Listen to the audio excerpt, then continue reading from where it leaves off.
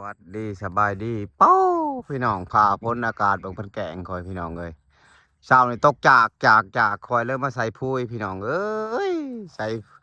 พุ้ยใส่ไปใส่มาประมาณ8 โมงครึ่ง9 โมงพี่น้องผลว่าแดดขึ้นมาโป้ยพี่น้องก็บ่จักไล่ชีวาหญ้ากับประชงไว้เต็มทั้งน่าจะเป็นช่วงบ่ายไปเลยจังกี่ผลตอนนี้ก็ใส่พุ้ยตากแดดตากลมพี่น้องเอ้ยนี่แหละปลาทอเดียนหน่อยมันก็สีแดดอันนี้บอปูบอป้าบอสูบน้ำพี่น้องรถโทรเลียนพี่น้องเอ้ยนี่แหละเอฟซีเห็นก็กดไลค์กดแชร์ก็พากคลิปในได้พี่น้องเอ้ยโมเมนพากกี่ชื่อได้พี่น้องพากกะกดในได้พี่น้องเอ้ยกดแน่พี่น้องเอ้ย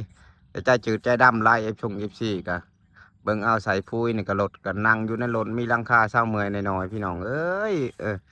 หลังชูผานาสู่ดินพี่น้องเอ้ยหากินตามธรรมศาสตร์ของมนุษย์พี่น้องเอ้ยอ่า นี่ละคนเฮาเบิ่งเอาบอลอยู่บอลเช่าพี่น้องเอ้ยอ่ะนี่โป้แดดก็แดดแท้ได้พี่น้อง